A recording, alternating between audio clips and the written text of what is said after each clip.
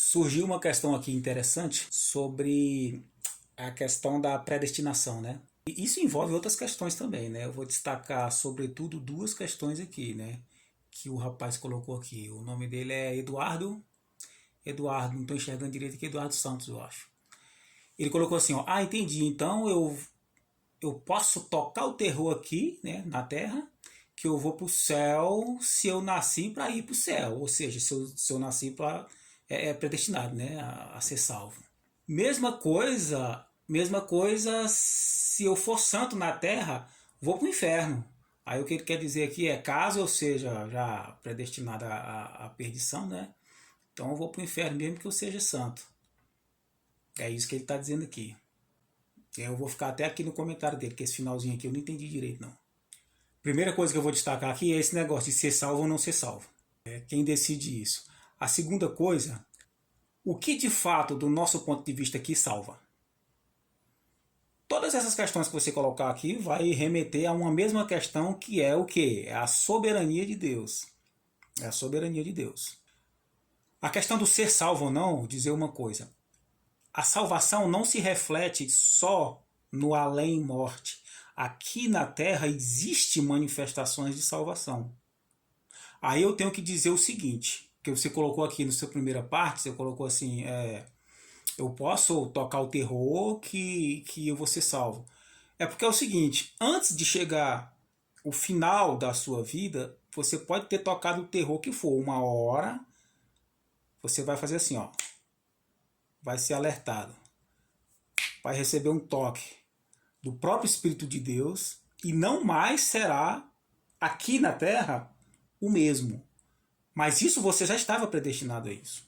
Significa o seguinte, você não vai tocar o terror até o final da sua vida se você for predestinado a ser salvo. Claro que eu tenho que dizer que essa questão do ser salvo ou não ser por determinação divina é uma questão muito especulativa. Especulativa no sentido de que você não se constata essas coisas assim de maneira muito simples. Você racionaliza, né? Você constrói discursos metafísicos sobre essa questão.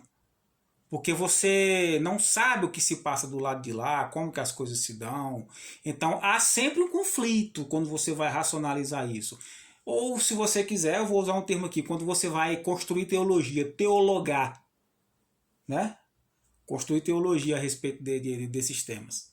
Então não é simples assim que se resolve essa questão.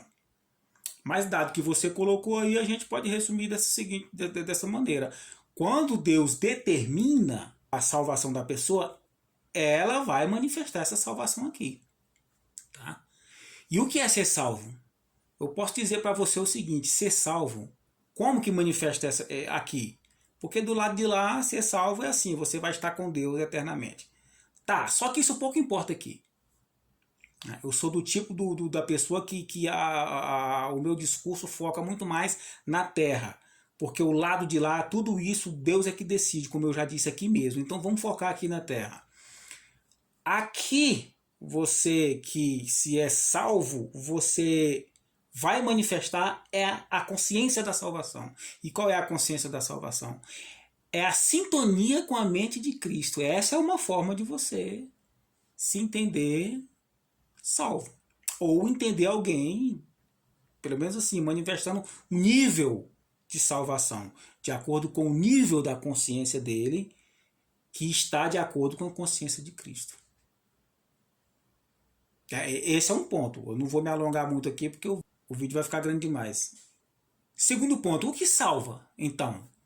Porque aqui na Terra você percebe que você tem que tomar uma decisão de... Pois é, mas essa decisão já está determinada também.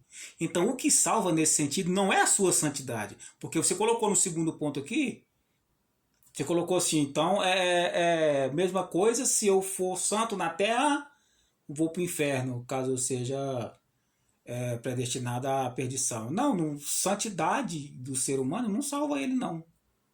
Primeiro, isso aqui também poderia colocar outra questão aqui. O que é santidade? O que é santidade? É você se esforçar para não pecar? Quanto mais você se esforça para não pecar, mais você peca. Santidade é conversão, e conversão é aquisição processual da mentalidade de Cristo, da mente de Cristo. Ser santo é ter a mente de Cristo, é pensar como Cristo pensa, é ver o mundo como ele vê, é perceber e sentir o mundo como Cristo sente. Isso é ser santo, e isso é um processo. E isso também tem a ver com ser salvo. Porque você só pode ser salvo se você conhecer Cristo. E o próprio Jesus, em João capítulo 17, ele diz que a vida eterna consiste em conhecer Ele, Jesus Cristo. Então quem não conhece... Agora qual é esse que conhece Jesus e não passa a pensar como Ele? Se o cara não pensa como ele, é porque ele não conheceu. Ele pode ir para a igreja, ele pode deitar no chão, rolar, falar em língua, tomar santa ceia, ser batizado 10.000 vezes. Não vai adiantar nada. Não vai adiantar nada. Agora, essa questão de predestinação, decisão de Deus e comportamento do homem, sempre tem um conflito. Sempre tem um conflito. Porque se aqui nós percebemos que temos um tal livre-arbítrio, lá no absoluto não temos. O absoluto é onde Deus Pai habita. Eu estou usando esse termo para expressar Deus Pai aqui, na sua soberania, nas suas tomadas de decisões. De antemão, antes mesmo de eu nascer, já estava tudo determinado. Agora, nós aqui na Terra não sabemos. Então você vai vivendo cada dia, cada dia. É conflituoso? É conflituoso.